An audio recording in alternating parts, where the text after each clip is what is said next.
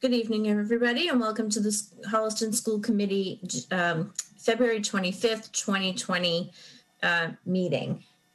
It is 7:31. I'm calling this meeting to order, and all of the members are... Nope, did I just lose another member? I did lose a member. So right now there's 5 of us, but the other 2 will be connecting in shortly. Okay. We're going to jump right into oral communications. School committee, does anybody have anything they would like to share this evening?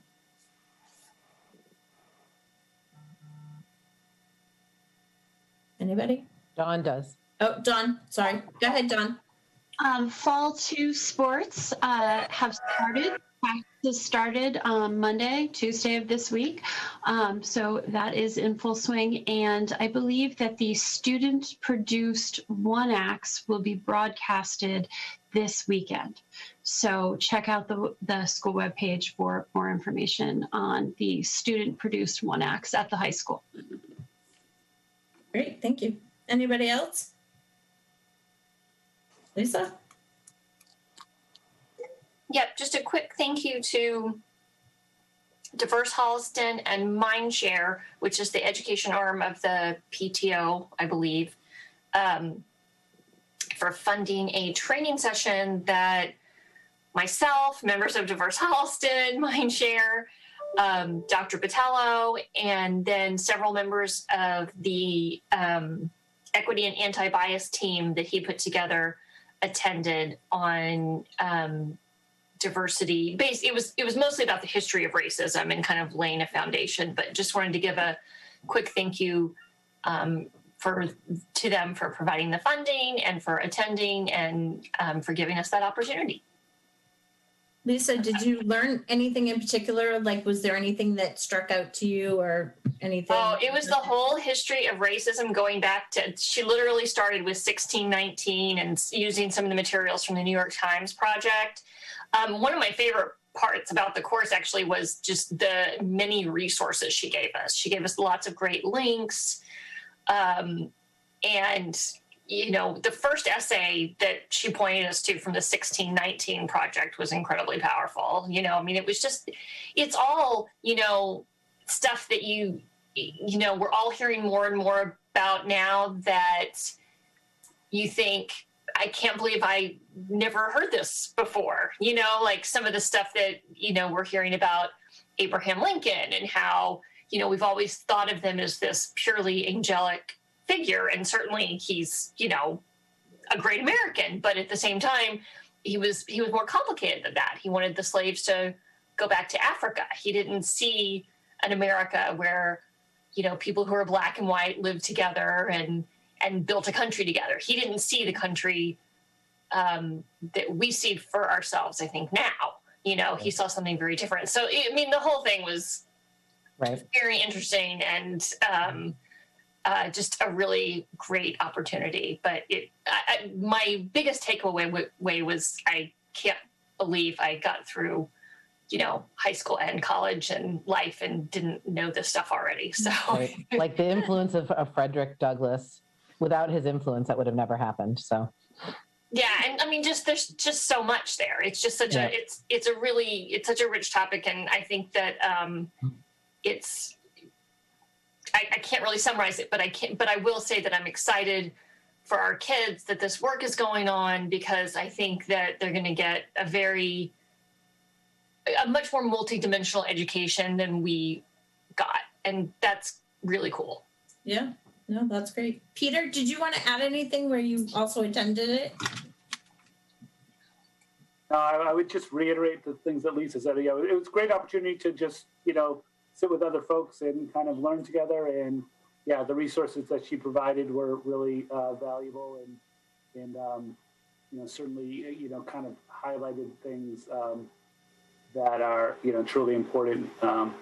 Yeah, I think back to like the use of like Howard Zinn and Takaki and those different authors that that I used to use as a history teacher, but there's so much more out there that really kind of enlightens the true, you know, full experience in history and in culture. So yeah, it was a great opportunity. I appreciate it. and thank you for all support. Good. Thank you. Anne Louise? Yeah, I was just going to say, Lisa, well, two thoughts. One, if you could at least share with the committee those resources, her recommended list of resources, that would be awesome. Also occurred to me, it would be really, I don't know, maybe this is a dumb idea, having them come to present to school committee or at least get that presentation up. I know it was an outside speaker, but maybe get the materials up even on the school committee website would be nice. Yeah, and I think probably the best thing to do would be to just use some of the materials. And Peter, I know that she's mailing us several copies. She's mailing us a bunch of hard copies too, and there's going to be a few extra ones at central office, I think. Is that right, Peter? Yeah, she's mailing us like 5 copies, so I'll definitely get one copy to you all, and you can post it if that makes sense. Yeah, that'd be awesome. Mindshare. So Barbara Ryan, the chair of Mindshare, and her co-chair Sarah Fitzgerald, who also happens to be the PTO-wide president, will be joining us next week to share some information about that. And oh, well, they both attended, Stacy, so they could actually kind of, if you want to tell them that they can have a few minutes to share some of their impressions from it, that would be a good opportunity to kind of get a better update. Yeah, I didn't prepare any kind of update, but might be great to give them an opportunity to do so. I will. Lisa, could we consider putting in a link in our next school committee newsletter to some of those materials or some? I guess I'm not sure how that works. Peter might know better than I would. I don't know. Do we have permission to share those widely? I mean, most of them are just public links to articles and things like that. So, she curated them, but they're not her materials. So are we allowed to just share those however we would like, Peter? We probably should ask permission. I mean, I know she's giving us copies, so I'm not sure how, and I'm not sure exactly what that binder is going to look like and stuff. I imagine it's going to, have a bunch of, materials with links as well. So, but we can inquire with her. I'm not sure. I would say if one of the most impressive pieces of all of it, if you go to the 1619 project done through the New York Times, that is definitely one of the, I think, and Peter's probably more familiar with the resources that are out there than I am, so I would defer to him. But I would say that was one of the more impressive resources that I came across in all of this. Yeah. Great. Yeah, and I'd say we certainly can list several of the links, again, exactly what she provides us and whether it's more, her proprietary, stuff, we'll have to find out. And we can certainly ask Barbara as well, because I know she was the liaison, if you will. So more information to follow as early as next week. How cool is that? Any other updates from the committee? Okay, I'm going to go to central office. Keith? Yeah, I just wanted to give a sad update. Dr. James O'Connell, Jim, a longtime Holliston school employee, passed away. He spent the last 20 years of his career as the assistant superintendent in Holliston. Spent a great amount of time working on the 4 building projects, from the design phase to the actual construction of Placentino. I did find something interesting in his file that tells you how much times have changed. Northeastern had provided a resume as one of the schools he went to when he was applying for a job in Holliston, and they had things listed in there such as his date of birth, his height and his weight, and his health. And things have obviously changed with regards to HR laws since then. But Jim was a great guy. I loved it when he stopped by, tell us old stories. He'd sometimes have lunch with Tim and Brad and I, and it was he will be missed in this community. So, yeah, our condolences to the entire O'Connell family. Thanks for sharing that, Keith. Peter. I'm all set till later in the meeting. Okay. Susan. The only thing that probably doesn't relate to COVID that I think is an ongoing thing that we do in Holliston is today and on Monday, cohort A on Monday, and then today cohort B at the middle school had their first safety drills, and it was really a practice. They didn't engage in evacuation and barricading, but they did have good conversations, and I happened to be fortunate enough to be there at the right time.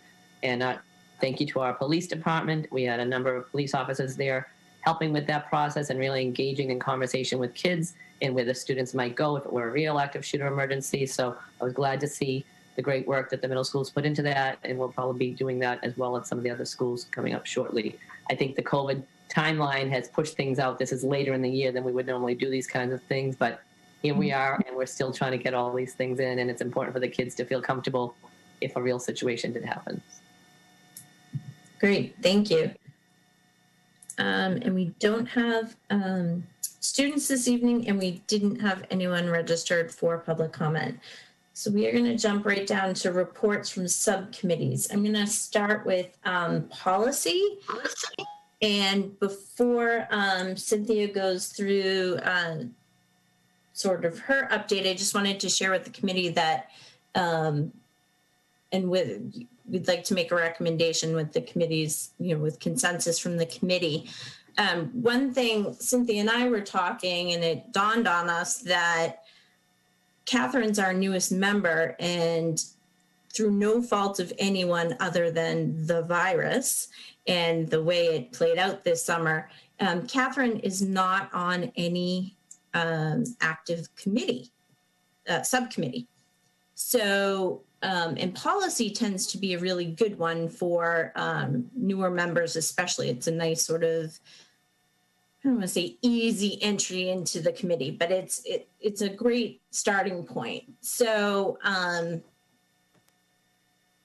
we thought it would be beneficial, especially for some of the policies that are coming down the pipeline. We thought she makes a really good candidate. So I would graciously love to step back so that she can step in. We don't need to take a vote on it because we didn't actually vote a reorg we didn't reorg this year. So unless anyone has any objections, Catherine is excited and would like to join policy. So is she still going to stay on communications as well? Yes. Okay. Just making sure, because otherwise we don't have three. Right. She's not on a standing committee, so it's, it'd be great to have her. Thank you, Catherine, for joining us. Glad to be there. I think technically I was always on communications, but we're just sort of getting into that full swing of that now. But yes, there's the standing committee in terms of membership. This is the first one. So unless there are any objections, I would love to pass that crown to her in that awesome big book. I get a crown?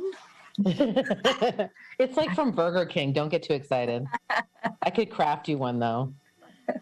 Okay, Cynthia, do you want to jump right in and give a update? Sure. So we did meet this week. Just wanted to let you know that we were talking about the face covering policy. We decided not to make any changes. That came about because CDC was offering more guidance and Dr. Fauci was supporting, double masking, et cetera. And what we discussed was just talking within the community and putting out more guidance about fit and nose wires and things like that to make sure students' face masks and staff's face masks fit properly and fit well as we're looking at these new variants that have been coming through that seem to be more, not necessarily more virulent, but more transmissible.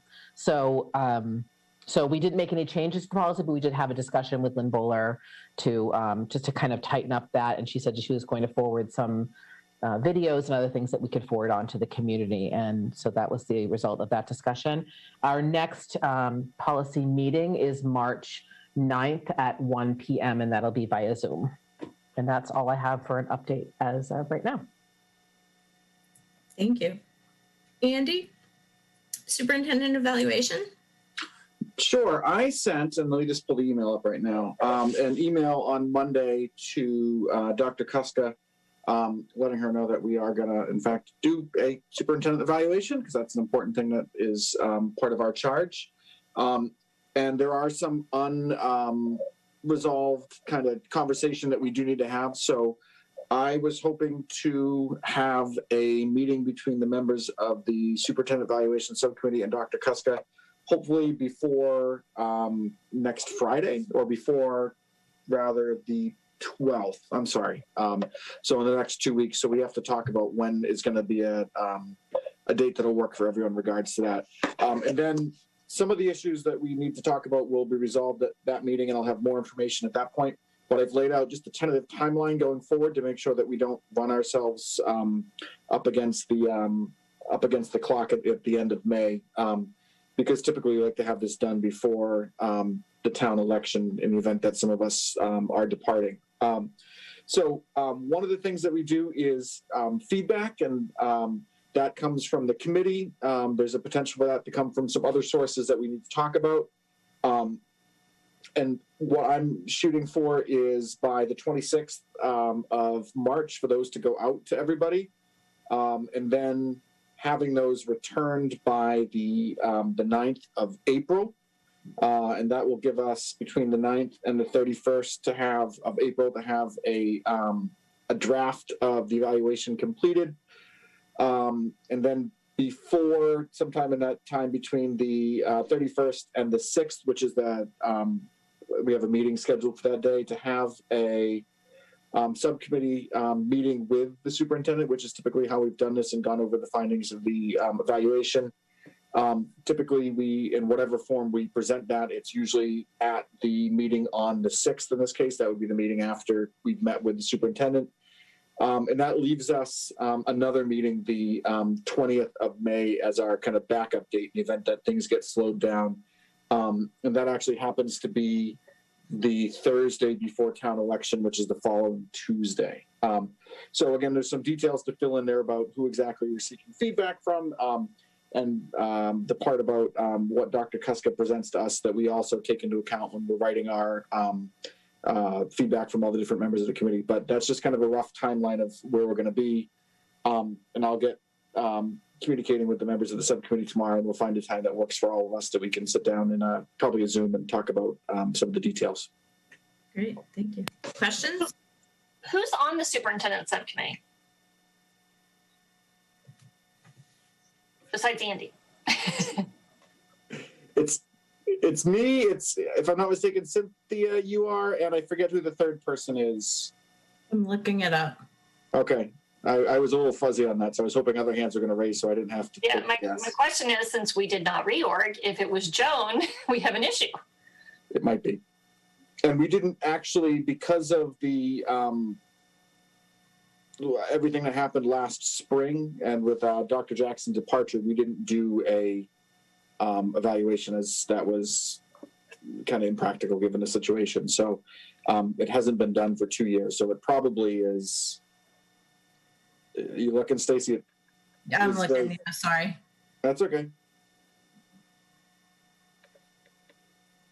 I don't know why it's not at my fingertips, because I recently pulled. I think it was from a meeting minutes recently, wasn't it? Yes. All right. So anyways, we'll figure that out. But I'm on it with you, Andy. I won't leave you. Oh, good. All right. I'll look as we're talking. I'm going to look right now and see if I can find the other person. Okay. All right. Very well may have been Joan. Thank you. Did anyone else have any other questions about evaluation? Only if it was Joan, then we should probably discuss now who's replacing her, right? Yeah. So give me a sec to check, and we'll circle back in a sec. Okay. Okay, we'll give you a sec.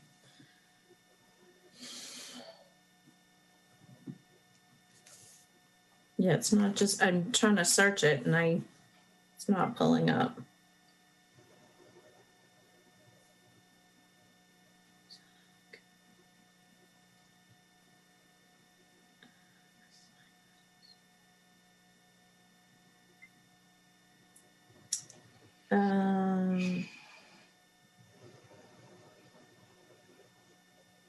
Do you want to do that while we keep going? I mean, we can. The 1920 subcommittee assignments are posted on our website. 1920? And 1920, and the three people on the evaluation subcommittee, and it makes sense that no one spoke up. It is Andy Morton, Cynthia Lestevnik, and Joan Shaughnessy. So yeah, you're right, Dawn. We do need to have a third person. It's something I'd like to do, and I have time to do, unless someone else feels strongly that they also want to do it, and we should open it up for discussion.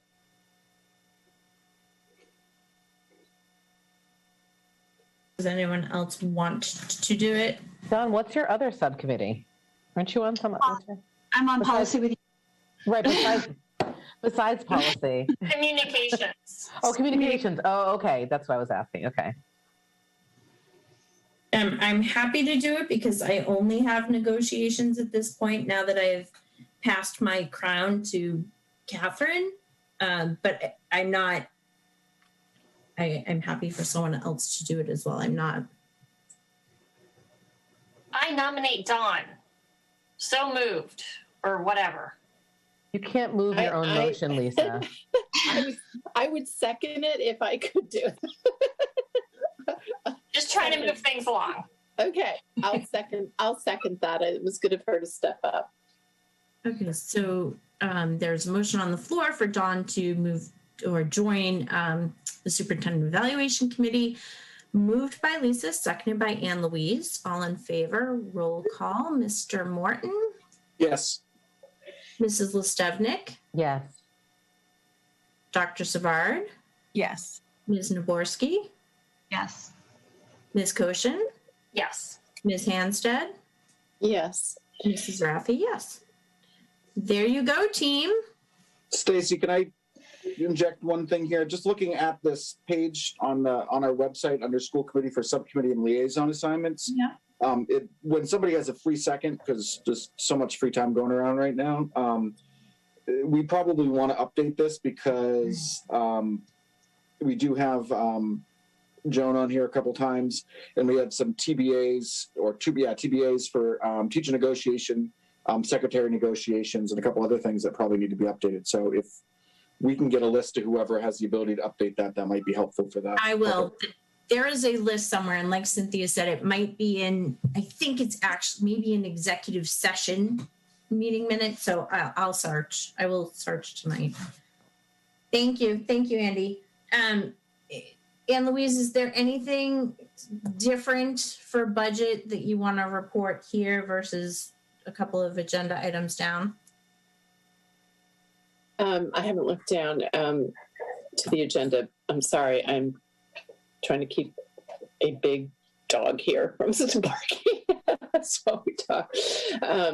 So I guess I'd just give the update that the budget subcommittee did meet this week after last week's school committee meeting. Last week we had asked Dr. Kuska if she could just provide a little bit more detail and context to some of the recommendations that she made, in addition to a position description and for the SEL social justice position, and a little more description around the software and a couple of other things. And so she was kind enough, I think, to work on that through the weekend. And she got it out to everybody yesterday afternoon. We started discussing it at the end of our second half of our budget subcommittee meeting, so we haven't gotten through all of that. So we're going to try and do that next week. We have time, and I would definitely encourage all of you, if you have questions, to reach out to Dr. Kuska or Dr. Botello or Keith Boudet. Maybe just copy us so we know what questions you're asking. I don't know how to do that more efficiently at this point, but I think we just need to understand a little bit more some of that detail that she provided us this week. And in addition to that, we're, I think, literally probably days away of getting some more insight into, days, maybe a week, some stimulus funding. So we're sort of on hold for that. So we really need another week to reconvene, and then we'll come back to everybody. Great. Any questions? No? All right, Dr. Kuska, back. Oh, wait, we didn't do communications. Aren't we going to do Oh yeah, but we should talk about subcommittee stuff because we just scheduled a meeting for next week. And I think we need to get some office hours scheduled, and that's kind of something we all need to be a part of. So are we thinking we want to wait a couple of weeks until there's a little more budget information, or what do people think about office hours over the next 4 to 6 weeks? I really think we need a little more information. I also think after what Susan talks about in the next couple of agenda items, people are going to want to hear about. So I think we need to get more information before we start office hours, in my personal opinion. Okay. Well, why don't we just plan on, if everybody could, bring your calendars to the meeting next week. I think at the next meeting, that will be after we've had our subcommittee meeting. I think it would be really good if we could go ahead and schedule a couple for March at least. Yeah. Okay. So we'll do that. We can do that next time. But can we change, the agenda item doesn't have communications on it. It has budget twice. Okay. So just I'll FYI. Yeah, no, I'll have her fix it. Thank you. Okay, that's it. Thank you. Okay. Dr. Kuska, now we can go back to our favorite old business that's just not going away. No, it's not. But as all of you know, the governor and the commissioner threw us a little bit of a curveball on Tuesday, and the conversation that happened. So just so you know, I have been meeting with principals, and Dr. Vitello has been meeting with me as well to try to talk about what could we bring back? How many kids can we bring back with 6 feet, where we are right now? And as you know, we've been continually reaching out to community members and families and saying if students have other needs that we're not aware of, then we want to try to bring them back to any seats that we have. So we've been continuing to increase the number of students that are in person 5 days a week. We still have our hybrid model 4 to 12, and we also have our remote students K to 12. But in the meantime, we've been meeting with our administrative team and saying we need to start thinking about can we consider a way to bring kids back in person for all students to have that opportunity if they want to this year, because we know that that's something that with the better weather coming, with our windows open, and the fact that we have been in the yellow in Holliston. I think this is going to be our 5th week now. I believe it is. I'm just trying to remember if it was 4th or 5th. Fourth or 5th, because with the vacation in between, I'd have to double check. But we're in a fairly comfortable place right now. That doesn't mean we can let down our guard, but it's great that we've been able to move away from red. And I hope with some of the travel over the February vacation, we don't see, an increase in some of the cases as we move forward in the next couple of weeks. But right now, we're still in the yellow. So we've been talking as an administrative team about what could we do to start bringing students back. And in the middle of that conversation, just this week, and on top of it, literally I was in that conversation with our administrators, and I got a text that the commissioner and governor were going to be releasing that information that morning, and that happened. So here we are, and now the timeline that the commissioner has put in place is that he's hoping to get the Board of Education to agree to have all K-5 students come back in person, because the time on learning will not count if they're going to be hybrid at this point. The remote students, if they have a medical reason or otherwise, then they cannot be penalized for that. But students that can be in person should be in person 5 days a week. So that has ramped up our conversations at the district level and also at the school level to see what do we need to do. If that should happen, we need to be able to switch to that scenario. In order to get, as you know, we've been offering K-3 since September 16th, which has been unique compared to other districts. But since that time period, our students have been able to get 5 days a week in person in K-3. So by April 5th, should the board agree with the commissioner, then we would be expected to try to bring back grade 4 and 5. And he has indicated that he's looking for at least K-8 to be considered, and potentially that could lead to 9 to 12, that for this school year, not just in the fall, that we should be able to offer potentially all K-12 students in-person learning 5 days a week. So I don't know any more than you know as far as whether that's going to happen. We have to wait and see what the next couple of weeks bring forth.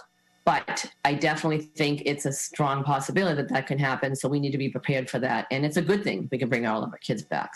So if we were to bring back our K-5 students, we would definitely have to make some changes to our current model. And based on the current guidelines that we're receiving from the state, that would be moving from less than 6 feet to do so. As you know, we've tried to keep all of our students at 6 feet distancing in all the classes.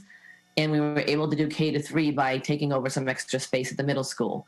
We wouldn't be able to long-term keep that space at the middle school for our younger students if we were considering bringing back middle school students full-time as well. So we need to consider that in our scenarios of how we're planning.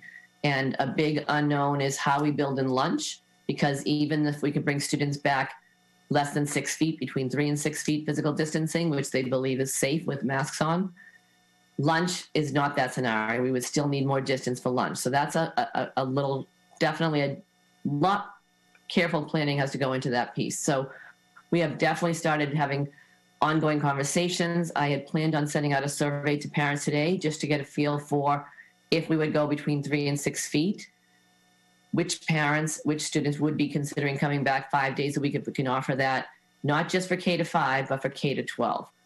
Again, that doesn't mean we will be able to do so, but I want to get a feel for that right now. So I have that survey ready to go. Probably early tomorrow, I'll get that out with our end of the week update.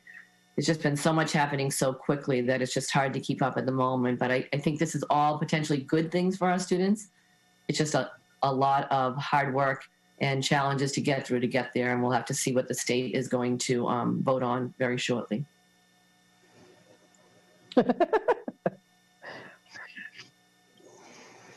Hold on. Do we have a date for the vote, Susan? That's what I didn't know. Is there a date for when the board is supposed to vote? As of yesterday's meeting with the commissioner, he didn't have the date. He said he was scheduling a date. So, you know, you could know more than me. Something could have been posted on social media that I haven't seen, but as of yesterday, he didn't have the date yet. Okay, great. So everyone can put their hands down. You all have questions. I'm just going to go around the room or around the board. Andy? Oh, you didn't. You're the only one who didn't raise your hand. Okay, never mind. No, I don't have any questions. I have concerns, but not. I don't think they can be answered at this point. So I'm okay. Okay, Cynthia. So my question is that, obviously we'd be looking at more of like the 3 feet, range than the obvious 6 feet range. So we have just starting to do this pilot for pool testing starting next week.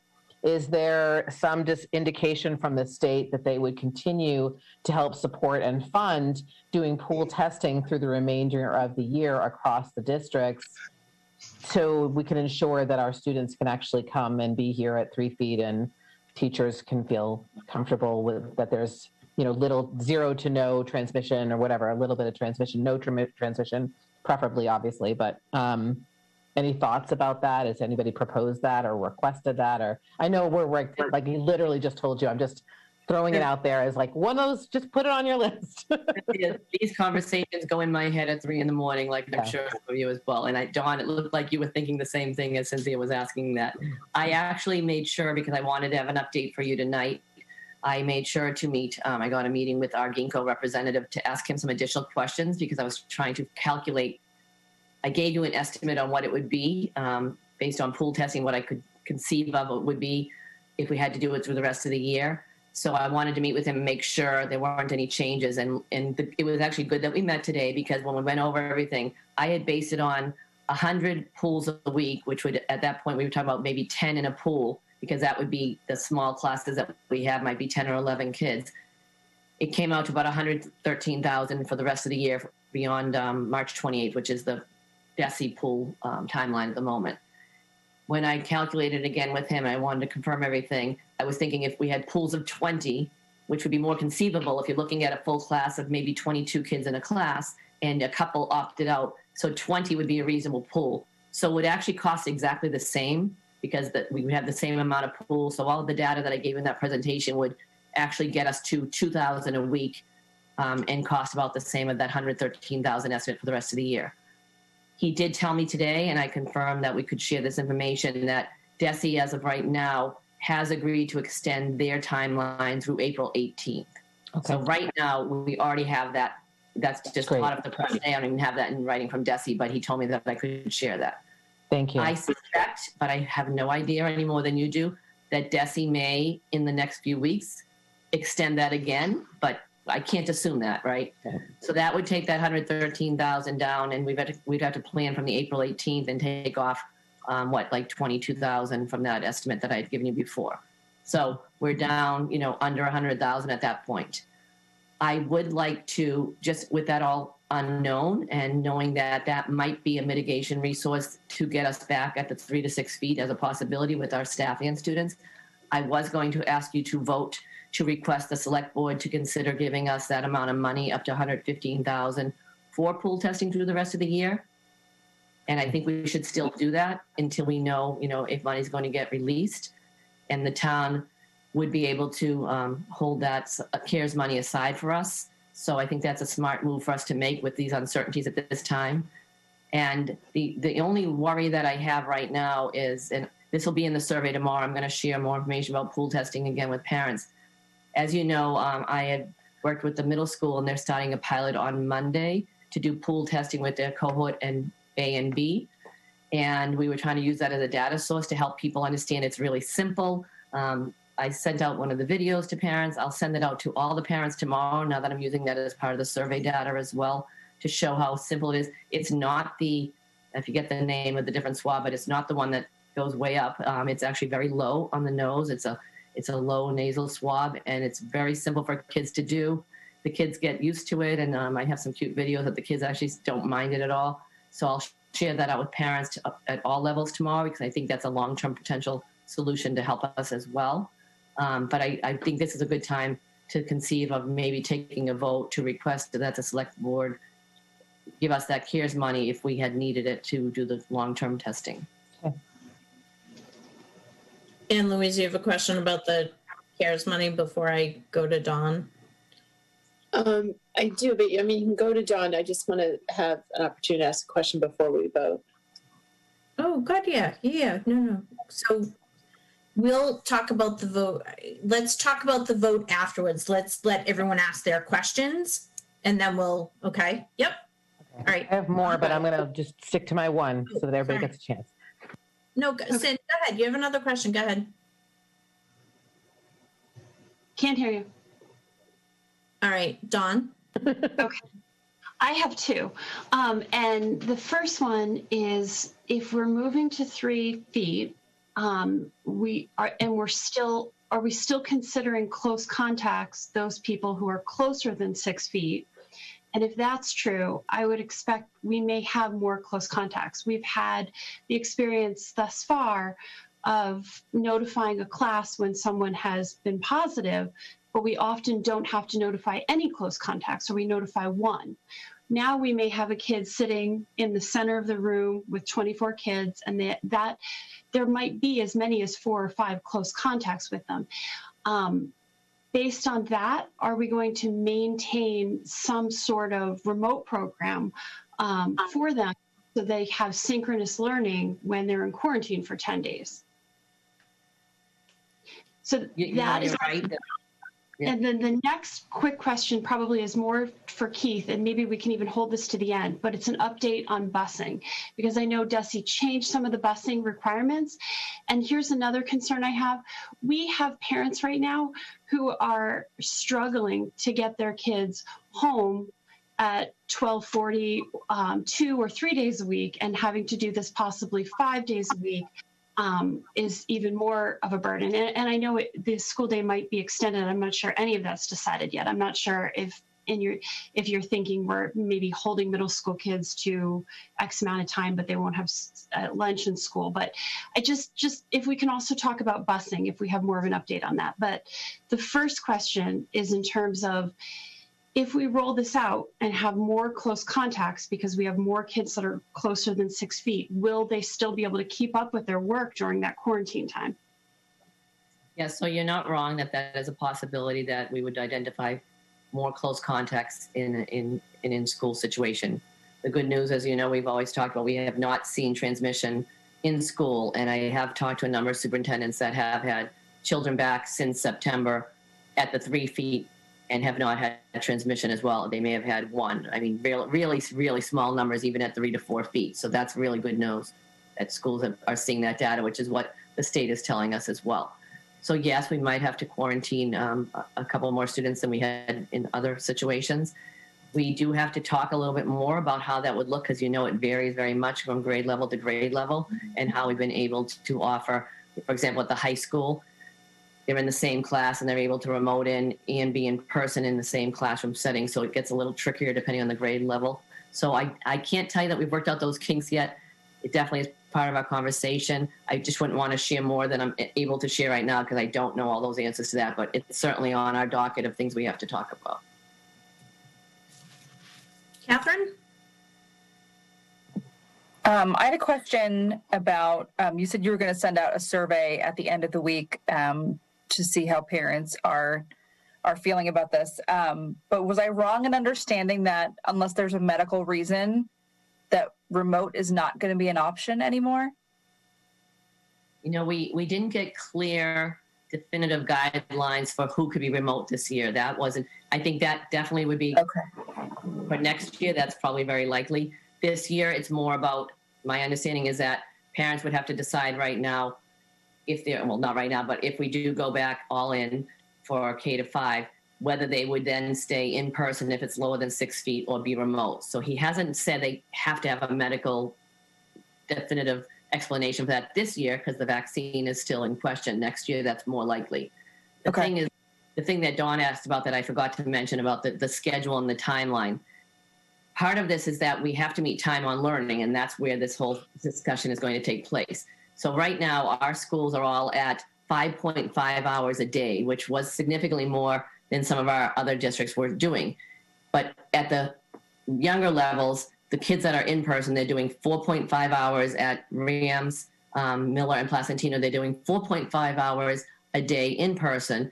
And then the last hour of the day after they go home is the asynchronous portion of the day. That gets us to 5.5 hours of time on learning for students. When and if the board makes this change, that asynchronous part of the day won't count in the minutes. So if we need to meet 5 hours a day, that would be 5 hours of the in-person hours. So we'd have to extend somehow by that half hour a day at the 3 lower levels. At the high school right now, they're at 4.5 hours a day of in-person learning. And then at the end of the day, they have another hour getting to 5.5 hours a day, but that is synchronous but remote.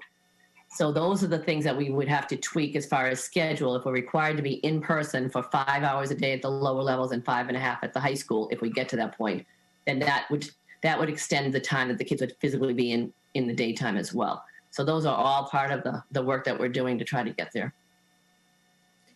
So I don't know if I got your other question, Catherine. No, that was it. I thought I had heard that it, and I think we had been talking about next year, that they weren't going to have that option. So I didn't know what you were going to be asking in the survey if remote was not an option, but now I understand. No, the only thing I would be saying is that right now it's very likely could be that for K-5, hybrid will not be an option at this point. Well, I actually do have one more question. Do you know, I know there were so many calculations that were done last summer. Do you know if we went to 3 feet, how many of our kids are in person or have the option for in person? Is that mostly everybody?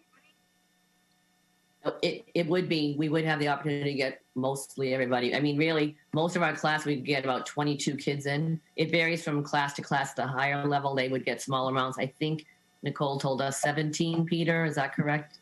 In some of the high school classes. But yes, we would still be creative with some of our classrooms because we have not used all of our classes. Like we're not using art rooms in the way they did and, at some of the levels. So it may mean taking over different spaces than we would in a typical year. And that would be the plan to try to offer to anyone that is interested to come back. Okay. But 3 feet means anybody who wants to can, mostly. Yeah, and it wouldn't necessarily have to be 3 feet, but it would definitely be lower than 6 feet. I mean, we may be able to do it 3 to 4 feet or something like that, but we wouldn't be able to guarantee. It would just be under 6 feet and no lower than 3 feet. Got it. Thank you. And Catherine, if we were ordered by the state to do that, we don't really have a choice. Do you know what I'm saying? I get that. I just didn't know. I didn't know what that looks like. So that people who are wondering at home, like what we all kind of know what 6 feet looks like now in a school. Is 3 feet basically regular class is what I was getting at. Isn't 18 inches regular class? Like in a typical year, it'd be 18 inches. Well, when you think about in a regular class, you might have kids sitting in groups that are like literally within inches of each other because that's part of the work. You can't Tables and things, right? Yeah. I think I meant mostly just in terms of numbers in a classroom. How many people are in a classroom if we move to 3 feet? Yeah, and there will be some exceptions to that, but the principals are already thinking about if they have classes that are higher than what they can fit in the class, then they might have to take over a larger space that they might not have used for a classroom setting at that point. Right. Yeah, it would certainly get more complicated if all of our fully remote kids decided to come back this year. But if even a decent percentage decide to stay out, then we're in good shape. Yeah, well, just before I move on to Lisa or Catherine, did you have another question? No, that's it. Thank you. All right. This sort of goes along with the transportation and the spacing. What is the new guidance about transportation? That for elementary students, we can stuff as many fannies as the bus will hold. So there is no distance requirement on for elementary busing. The only requirement is keeping the windows open by 2 inches, weather permitting. Still have to be masked, still have to do what I call precautions, but there is no distance requirement. For secondary levels, don't make faces. For secondary levels, this is what the guide. I'm the vessel. I know it. I'm not really shooting you. For secondary, if we are not in the red, it's again as many fannies as the bus will hold. If we're in the red, I can only put 2 students per bench. Did they answer the question? Because I'm sure we're all thinking the same question. How can you not offer distancing on the bus but then it's the same I think it's the same principle as in the classroom it's 6 feet, or on a bus it's 3 feet, and that's from CDC. So the original things, they feel that busing because of the airflow and stuff, and then added the length of time you're on the bus. It's just you're on the bus less time, and there is more airflow if the windows are open. And again, we haven't seen transmission in the schools where, again, air turnover. There's analysis, obviously, of the amount of air turnover. And air turnover in a classroom is going to be much less than it is on a bus. Okay, fair. But some of those babies are on the bus for 40 minutes at least. I think I can try to put this in my, hopefully I'll remember. I have so many different things to share out tomorrow because I was trying to get the survey out today to separate from the end of the week update just because parents have so much to digest. But I will say there's a great presentation from Professor Allen at Harvard, and he shared this with us months ago. I attended a couple of his presentations, and his research is on the DESE website as well. He had told us many months ago that because, as Keith said, the airflow is moving, you can open the windows just a crack and keep that airflow moving so that the guidelines in a closed setting in a classroom is very different from where the airflow is in a bus. And that is why he felt very confident in all the research that he had done that they can be safely transported on buses at less than what the guidelines had been in the past. And then actually for Dawn's other question, if we don't adjust our times, we wouldn't have any capability of adding a middle school or a high school run, where it's a question on, if we have to extend the time, there may be, it's, if we go back to normal time, sure. But we're not doing that. It's a question of when the ends of school are going to be. I need that at least 40 minutes between them to be able to complete a run. So, okay.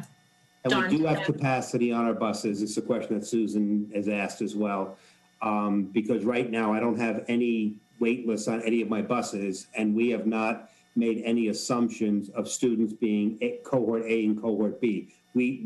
I've been ready for us to have every kid come in who's had a bus, who's been issued a bus pass under our current circumstances, which is the diagonal 3s throughout the buses, one child per bench. So literally on every bus, I have at least 25 available seats, if not with smaller children, possibly 50 available seats. So. Okay, all right, Dawn. Is there then a way to incorporate that in the survey when you send it out, Dr. Kuska, about something about finding out if people are going to need bus needs if we go to 5 days? So we can start to anticipate the numbers, because it might be more than 25. Right, I have 15 buses though too. So I mean, Right. you know, I'm just saying I'm at this stage, I'm not concerned. I can certainly meet, in my opinion, I can certainly meet every child's needs, every family's needs whose we're mandated to transport. Because we couldn't in the past, and I actually have 3 more buses now, you know, for a fee, obviously. 3 more buses at the elementary run. So I actually have an additional capacity that, you know, far exceeds what we had last year. So, and that's K through 6, just to confirm that we're mandated, right, Keith? Yes. K through 6, greater than 2 miles. Yes, sorry. Yeah. I completely lost the topic. Sorry.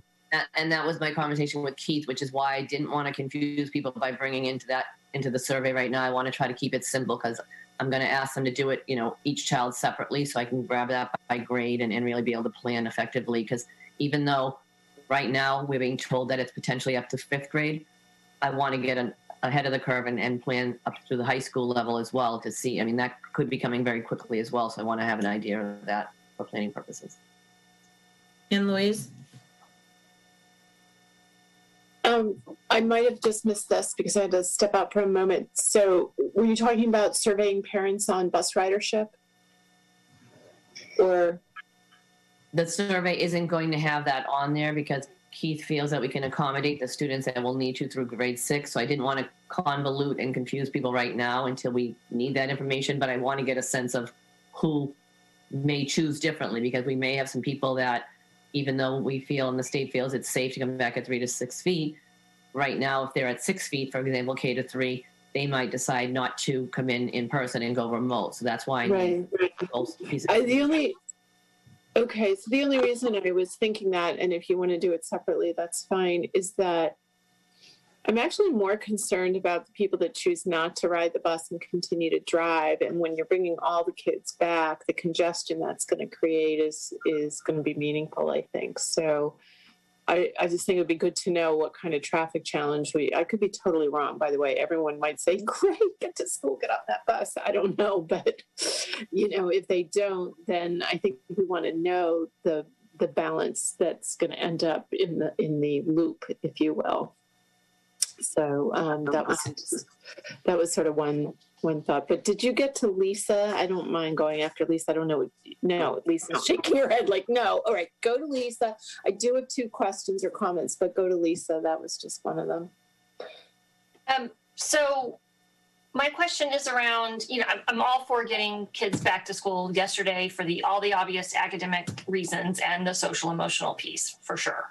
But did the state say anything? I searched for this today and I couldn't find anything. What I'm worried about is all the variants that are out there, because I heard news reports today that were talking about, you know, this New York variant, and there's a lot of variants, but the New York variant is supposed to, you know, cause a lot of problems over the next month and throughout the Northeast. At least some public health officials are expecting that.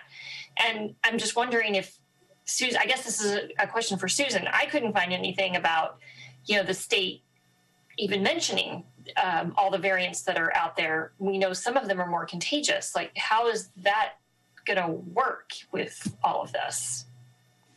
Yeah, no, they did not weigh in on that yet. You know, I mean, I'm assuming they're going to get a lot more information over the next few days and the next couple of weeks. As you know, as we were planning the reopening, every time we started to plan something, we got another piece of information that made us turn a different direction. So I think flexibility is going to be key to the whole planning process here. And then our principals, I think, are ready for that and know that it's a lot of work. But we know that we could start putting our plan together tomorrow, and then next week get another piece of guidance that will change that plan, and we have to be prepared for that. So that could come out. But as of right now, that hasn't been part of the conversation. Okay. And I mean, I know the answer to this question, but I assume they're not saying anything about the extra cost associated with this. I mean, I feel like they should be paying for pool testing. I feel like that is, you know, a baseline need that we have, and I'm glad they're doing the pilot, but I feel like they should be paying for, all of those expenses if they're really serious about getting kids back full time. And right now, that's why right now they did extend through April 18th. And I think that's because they're thinking, okay, if we're telling them to bring kids back on April 5th, if that's what they do, then give us a couple of weeks. I suspect that they're going to have to extend that timeline as well, Lisa. I just think they have to find the money. And the commissioner did say to us yesterday, stay tuned, there's going to be money coming. So he must know something that we don't know yet. And let's hope that's true. I mean, until we get that information, we have to plan on not getting it. And that's why I'm going to ask you tonight to vote on asking the select board to give us or potentially allow us to use that money if we had to do the pool testing for the rest of the year. And then let's hope that, yes, more money gets released, or DESE use their grant money and they extend that for the rest of the year, and we won't even have to tap into the CARES money at that point. But I think that so much is going to happen over the next few weeks. Yeah, and I think that's really important, that vote tonight, because I do think that there's a lot of misinformation and fear around the idea of pool testing, but I do think it's a really important step if we're going to bring everybody back. I mean, it was something that was one of the main reasons I wanted to see it get up and running, partly because of the variants that are out there, but also partly because if we're ever going to be in a place to bring kids back, we need to be able to have some kind of surveillance testing. I mean, that's something that public health officials have been saying for many months now. So I'm really glad that we're at least putting in a kind of a hopefully a safety net financially for that. Yeah, and I will say, and I'm going to send this out tomorrow, right now we do not a lot of consents for our middle school students. I'm hoping once they see how easy it is, and it's not a painful process, it's quickly done in homeroom. I'm hoping parents do consent. So we're still going to try to go ahead on Monday, but I saw the number of consents that have come back have been very minimal. David Jordan did send out another reminder last night, and I will put that in the survey information tomorrow. But for pool testing to be effective, we need a lot more. They recommend like 80%, because if you've got 20 or 30% of kids getting pool tested in that classroom, it doesn't really provide useful information in the way it could, So that's something we're going to have to really get out. And I think it is on us to put, and I know Catherine had mentioned a resource about pool testing. Catherine, I don't know if you shared that with Dr. Kuska, but I do think it's on us to get out a little bit of advocacy around pool testing, because I do think that there's just not a lot of information. It's kind of an unknown, and it sounds weird. Like, you want my kid to stick a Q-tip up his nose in the middle of class. Why would I do that? I mean, I get that it sounds a little bit odd to people, but it's just because it's the unknown, right? And I think we do need to do some advocacy around explaining how that helps us get kids back in a safe way. Can we add that to the newsletter, Lisa, for next week? We could do, yeah, I could do it for next week. Yeah. Yeah, and I did talk with the Ginkgo representative that I talked to again today. He said he was going to send me, and he may have already, I haven't been able to check my emails, some additional FAQs for parents. So I'm going to put all those links in tomorrow. But I worry, the more I put into end of the week, it's a lot for people to assimilate. So that's another, I try to keep less is more sometimes. I mean, can I just give a little anecdote that this past week there was we had to fill out this form for the Project Beacon to give your consent. And so when I saw the email that came out for middle school students that had to submit a new consent form, I thought I was already covered because I had already done the one for Project Beacon, but this consent is a entirely different consent form. So if I hadn't had the meeting with you in policy and with Lynn Bowler on Tuesday, I would have thought my kids are all set to do pool testing, but they're not. So they have to, it's a separate form, but it's like you just have to, and then you just scan it. That's the problem. You have to print it, scan it, and then email it back to the school. Or I suppose you could mail it in or send it in by backpack if you wanted to. But I was one of those people that missed it too. So again, scanning through a lot of information. And Louise? So, Susan, I want to see if we can get a better understanding of what else is going to be impacted. I am very supportive of the pool testing, so please know that. And I'm happy to go to a vote on that tonight, but it does make me nervous that we're voting on that in a vacuum without understanding the other potential implications, cost increases or decreases for that matter. Maybe by bringing kids back, we're reducing other required staff that's currently working with remote students or what have you. I don't know, but and I know you're still working through all of this, but I do think it's important for us to understand that, because if we don't have, I don't want to have to, I wouldn't want to have any other significant surprises. And I don't know what those could be. It could be transportation, et cetera. But we do have, after our budget subcommittee meeting this week, a little better perspective on what the COVID costs are right now, what they are for the town right now, what the available resources are. And so, if we're going to go to the select board and ask them for another $113,000, it should be in the context of everything. And just to share this, I Lisa heard it, and Andy wasn't able to attend, so I updated Andy. But where we are at with our monthly run rate is around $85,000 in COVID-related costs, and the town has a resource pool of unused stimulus money that's about $500,000 right now. And I did ask our town administrator, well, I don't want to make any assumptions about that. I know the town has its own needs, et cetera. It's all one community.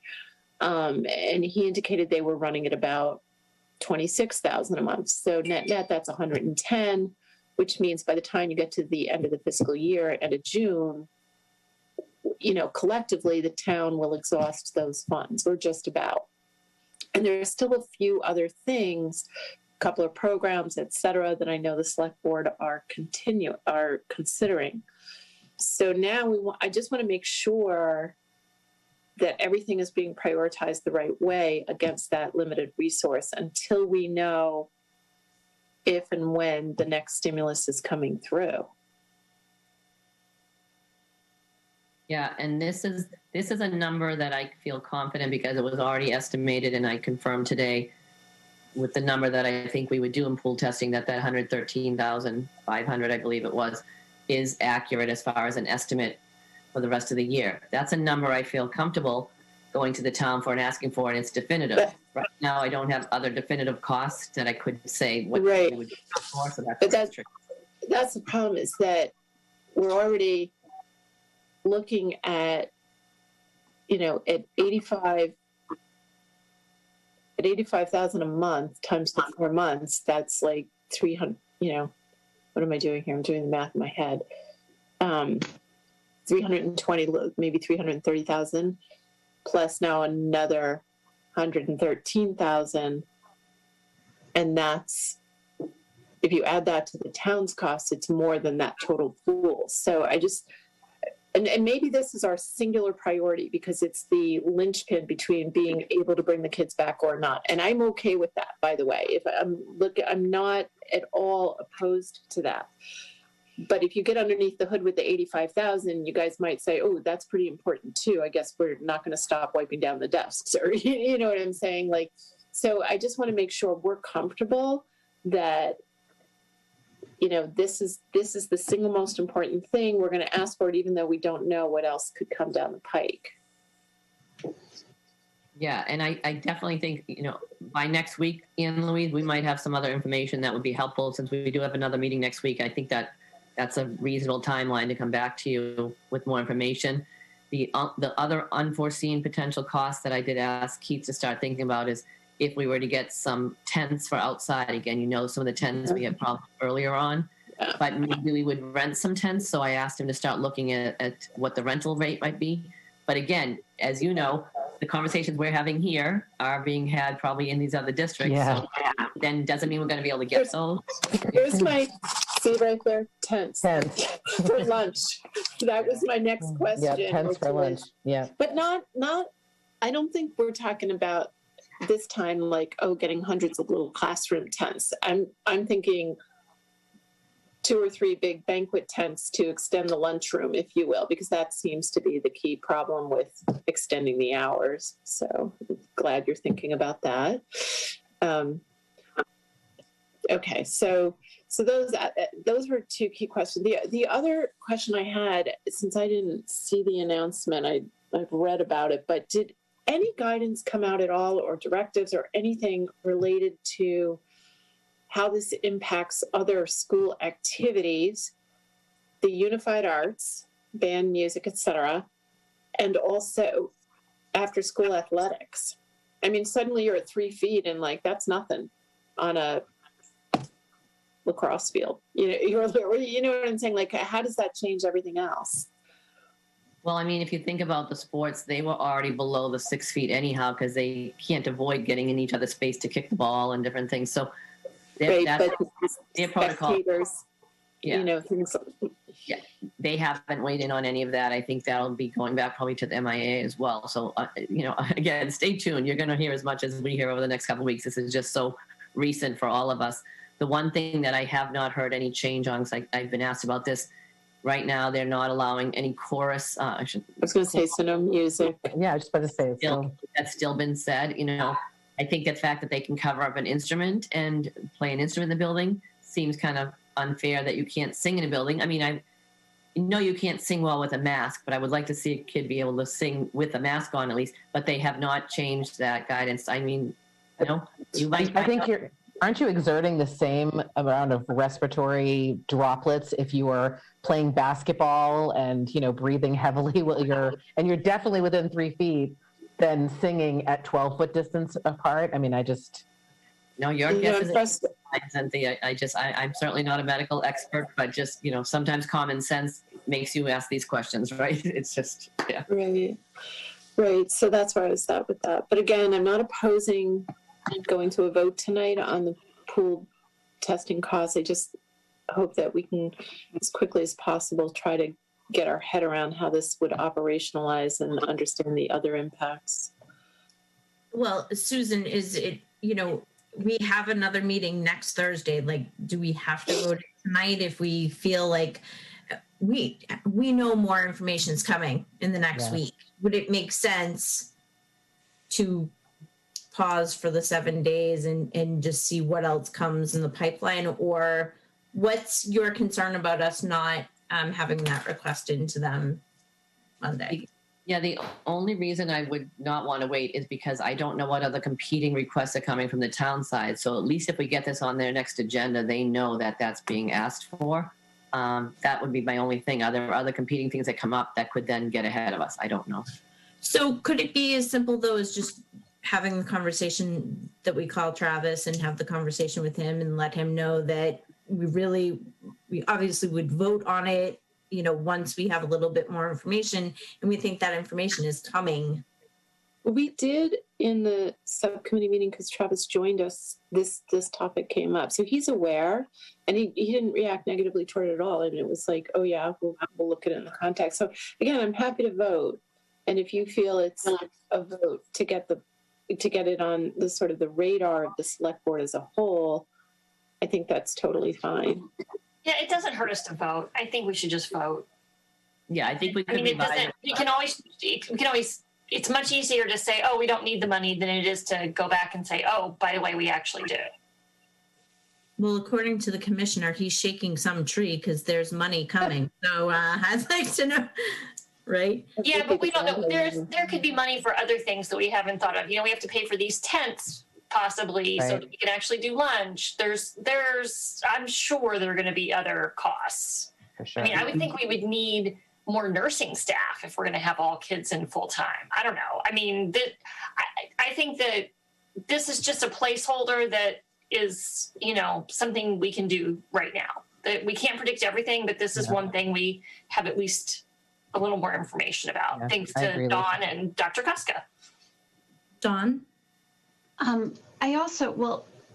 think either in one of Dr. Kuska's updates to the community, or even and maybe even in addition to our school committee newsletter, the CDC came out with operational strategies for K through 12 schools through phased mitigation. And they really started talking about screening testing. So I know, for some community members, the pool testing, the screening testing is something they've just recently heard of, but our colleges, our private schools, they've been doing this now for several months. And that's part of their success model. But I think even a link to those new CDC guidelines that I believe came out on Friday, February 12th, just before we were all going off on February vacation, because they really, throughout that document, they talk about screening, testing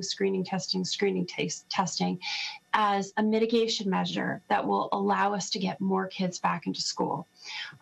So just a thought on that. And I just want to really make sure I understand the what we're voting on as the ask.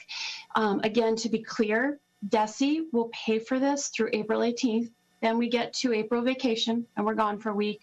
So we're probably looking beyond that at what, maybe 6 weeks, 7 weeks of testing.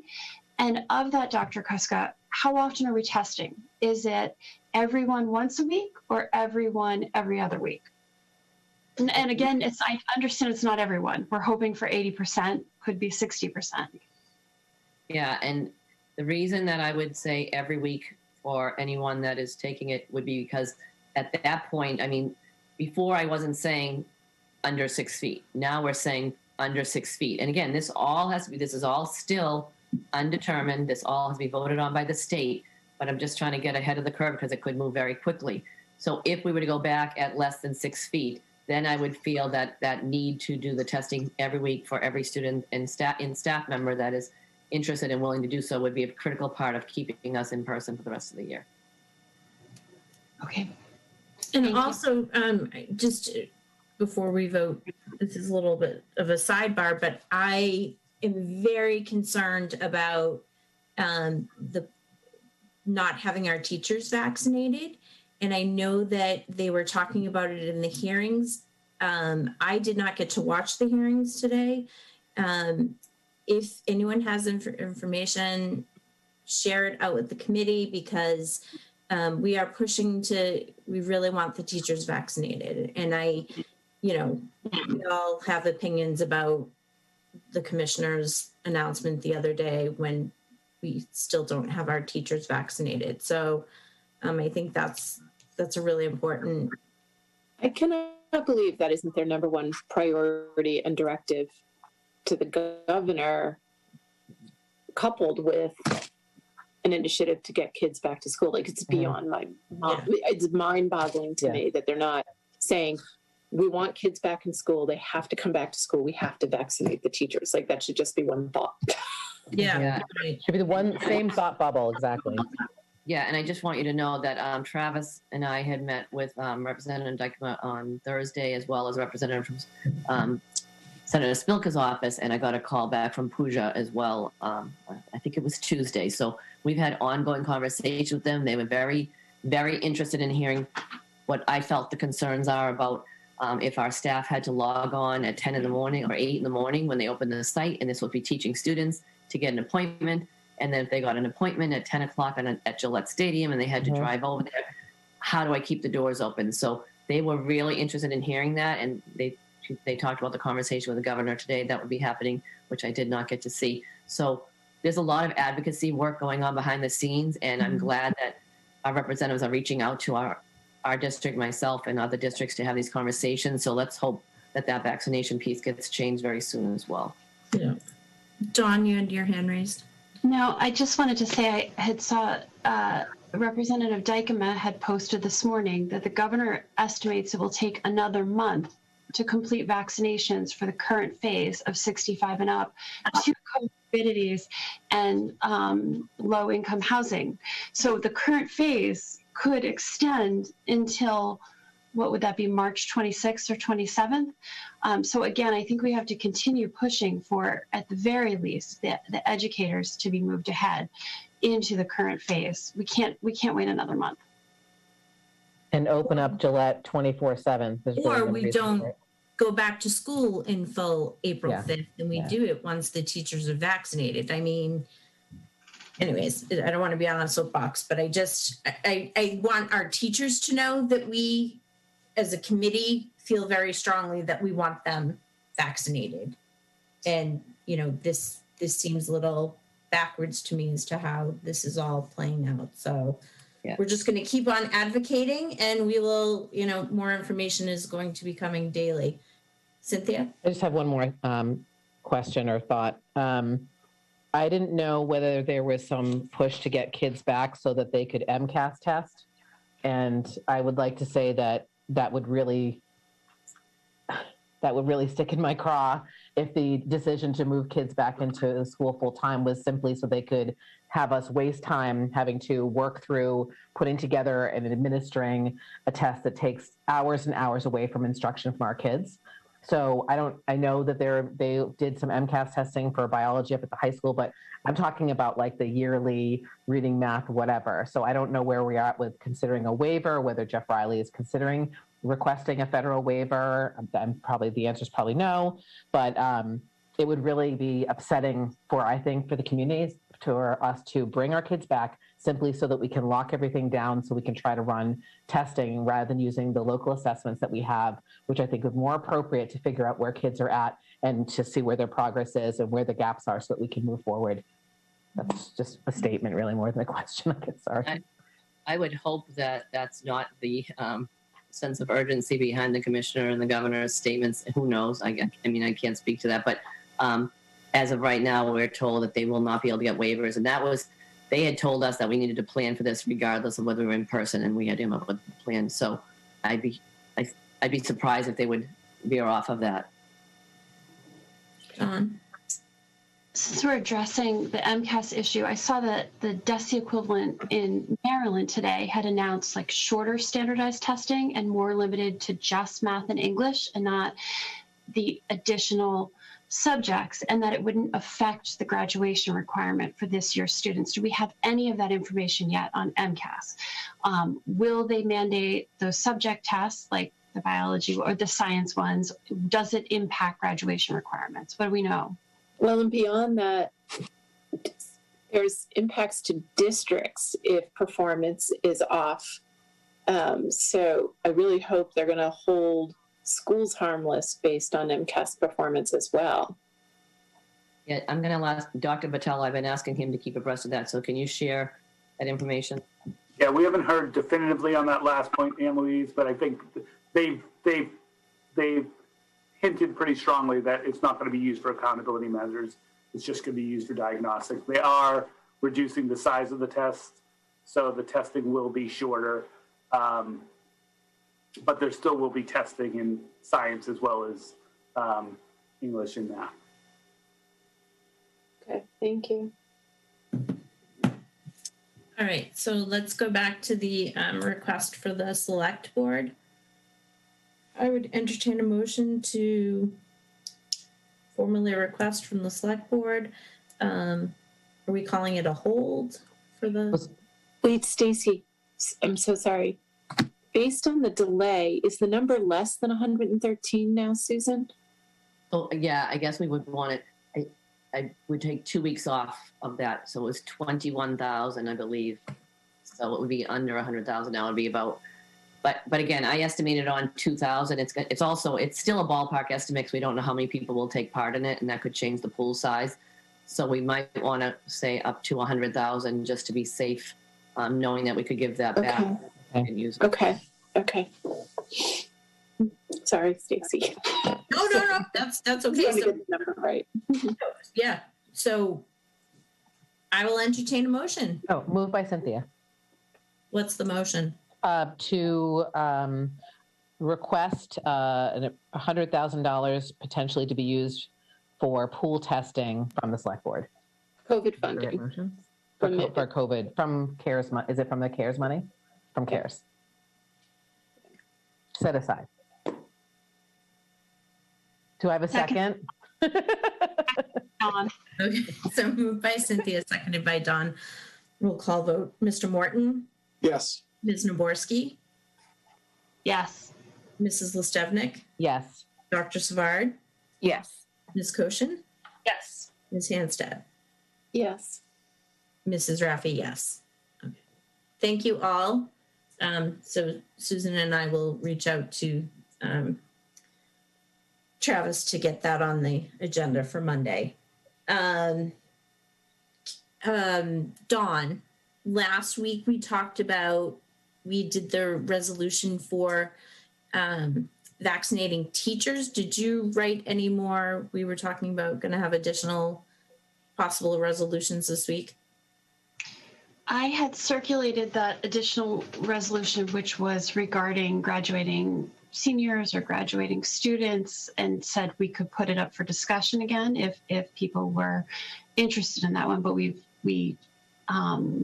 voted on the one regarding teachers and amended, and that's been passed on now, right? Yeah. Yep. Okay. Is there any?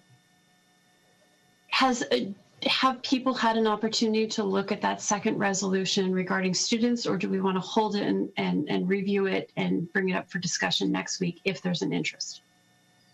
I think I'd rather do that personally. I've got to confess I have to look at that again. Unless everyone else is like, yeah, we've got this. I think I'd prefer to hold it as well. Okay. So we'll move that to next week. Okay.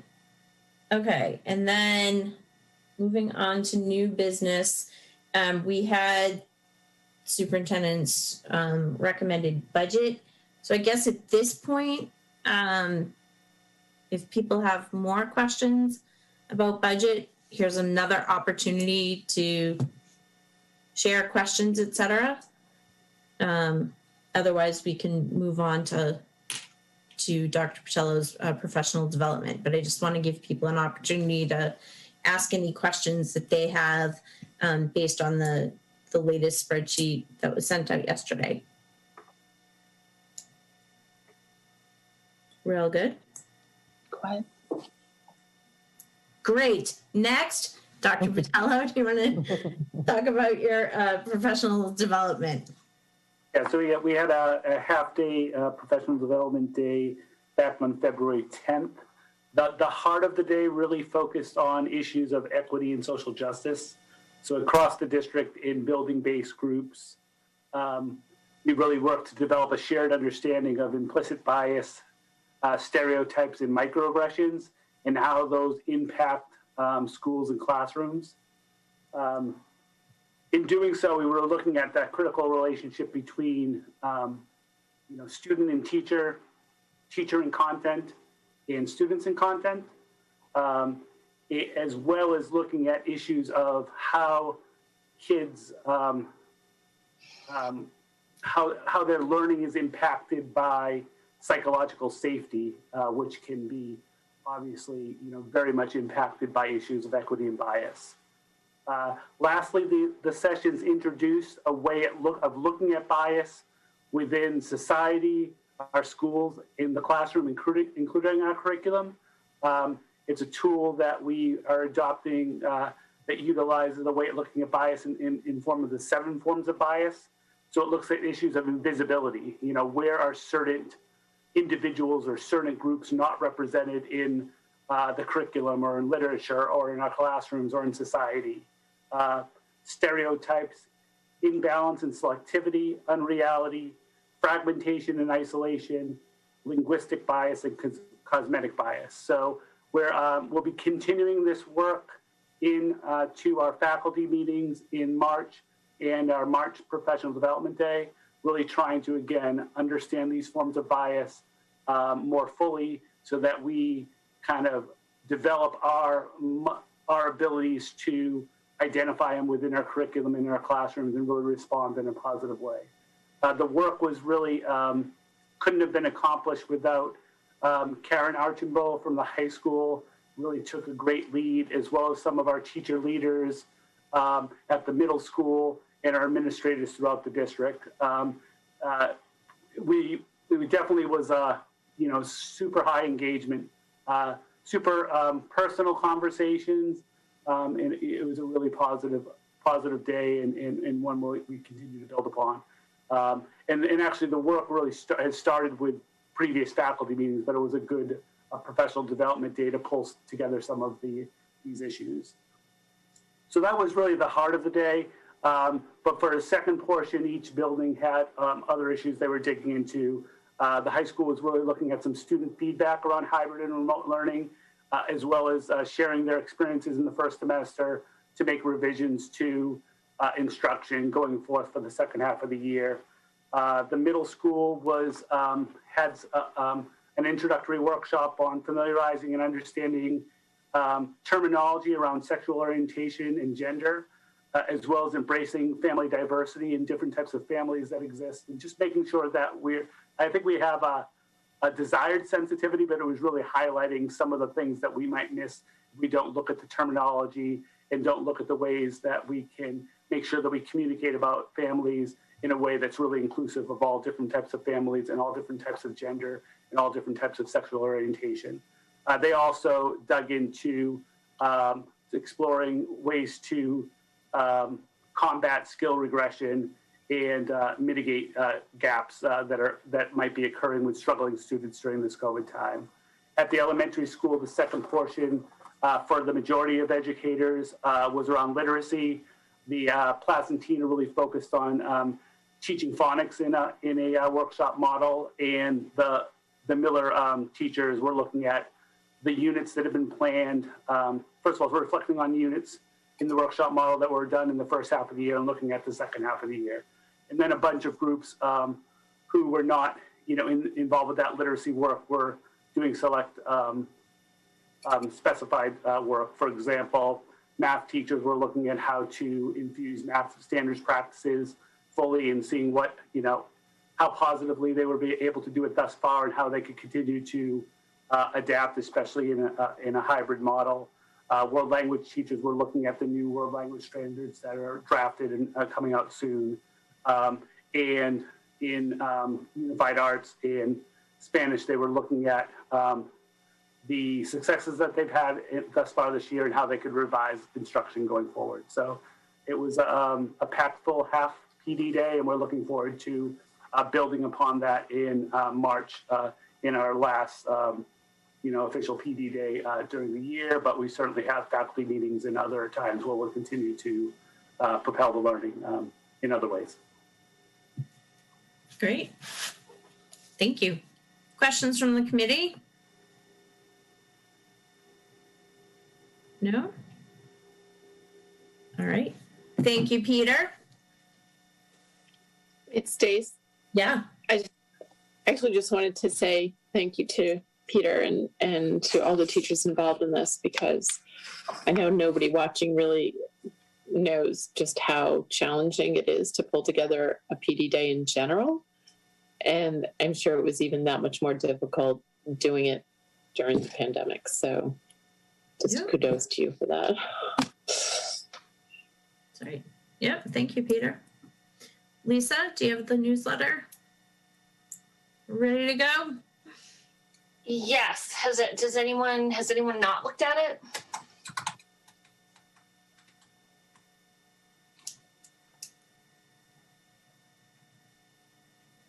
Oh, I did so Andy pointed out the date on annual town election was wrong, and I was just trying to double check the annual town meeting date, and I couldn't find it. I was looking online. I don't know if anybody has that available.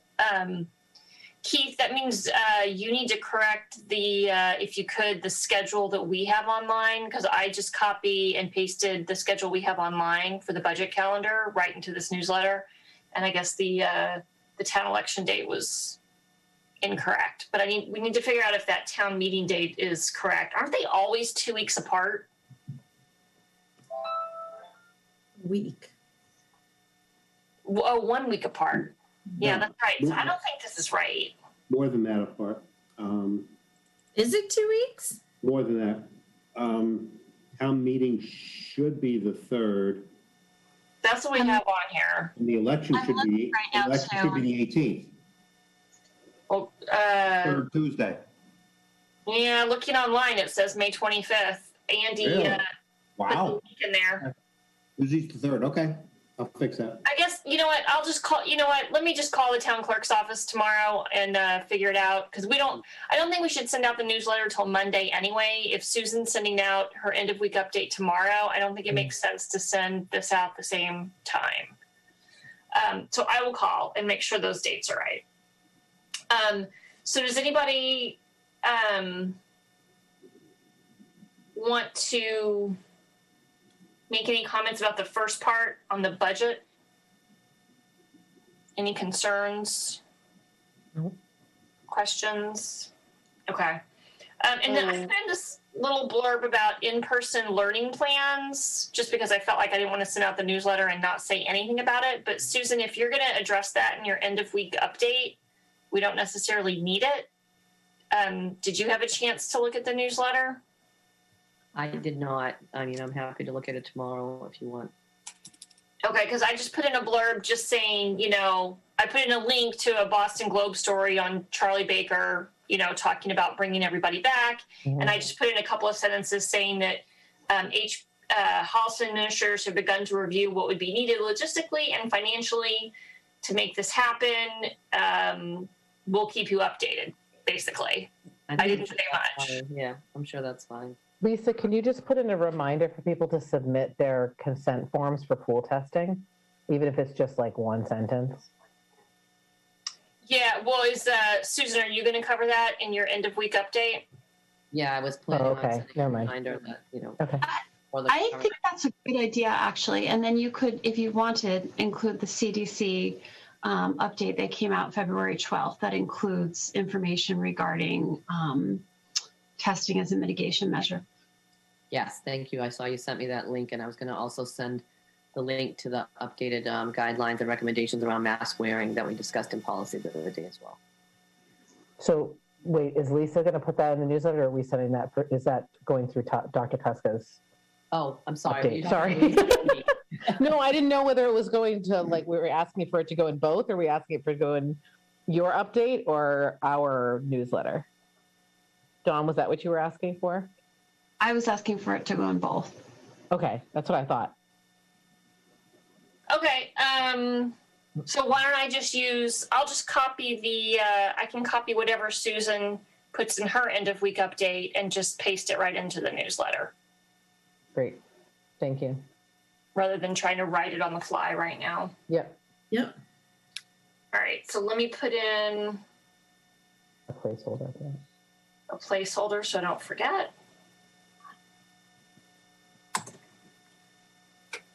And Dawn, did you just send that to us? Because didn't see it. I was just on my email. I sent it to Dr. Kuska. I will send it. Oh, I okay. will- Sorry. I thought you sent it to all of us. Sorry. I was like, where did it go? Okay. So Does anybody else have any? So, and then the last section is just the usual standard about us language, which I just copied and pasted from previous newsletters. Lisa, maybe a stay tuned for office hours, and then we'll get those organized next week. Yes, that's a good idea.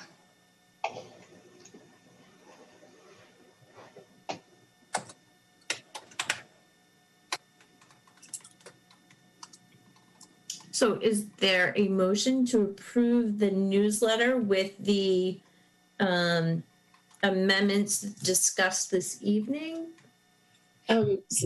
Sort of. I made a few edits. They're mostly just to tighten it up a bit. I'm sorry. I was reading it real time while you guys were just chatting. So if you want to look at them, they're small, but if you feel the need to go through them publicly, then please do.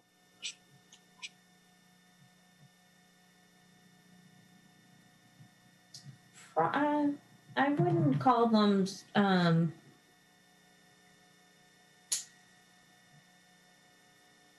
I'm reading fast, so I'm just telling you, just whatever. Show me what's the question. No, I would probably say that your changes are just amendments. I wouldn't call it a full. Yeah, it's not. They're not super substantive. They're just, slow.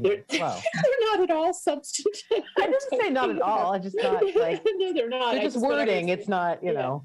Yeah, no, I was just. They're not changing the meaning or more exactly clarity. what we're doing. Yeah. It's just clarity. Yeah. And editor's prerogative, I might overrule some of them anyway. You can, because I might be reading too fast, so that's fine. Okay. So is there a motion to approve as amended this evening and then amended by the editor-in-chief? Moved by Cynthia. And by Catherine. Moved by Cynthia, seconded by Catherine. All in favor. Mr. Morton, Yes. Ms. Naborski, Yes. Ms. Koshin, Yes. Dr. Savard, Yes. Mrs. Listevnik, Yes. Ms. Hanstead, Yes. Mrs. Raffi. Yes. Great. Thank you. And finally, I'm just going to share out some of the warrants that have been signed. There was a school bill warrant in the amount of $308,433.42, of which COVID expenses were $173.90. A school bill warrant in the amount of $179,491.30, of which $367.29 were COVID expenses. And another school bill warrant in the amount of $35,925.58, of which $8,870 was COVID related. And finally, a cafeteria bill in the amount of $19,675.23, of which $346.47 were related to COVID. And Mrs. Listevnik, I am not amazingly super smart at math and super fast, but that amount total is $9,757.66. Thank you. You're welcome. In your packets, there are approved minutes from policy. And with that, our next meeting is next Thursday, March 4th. I can't believe I'm saying that, March. We will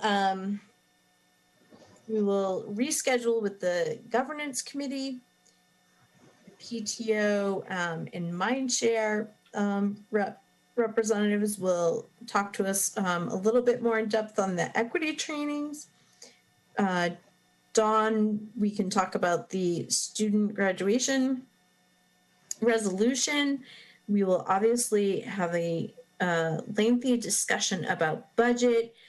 Susan will be sharing the most up-to-date information on the recent request to get kids back to school in person this spring, as well as any other COVID updates. We will also set up our office hours. Did I miss anything? That's good. Okay, well, I think that is a jam-packed meeting. It is 9:08. Is there a motion to adjourn? Move by Cynthia. Moved all by jump at once. I'll second whoever just did that. Moved by Dawn. I think it was John and Catherine who got in the buzzer. Okay, so moved by John, seconded by Anne Louise. All in favor, roll call vote. Mr. Morton, Yes. Ms. Naborski, Yes. Ms. Koshin, Yes. Dr. Savard, Yes.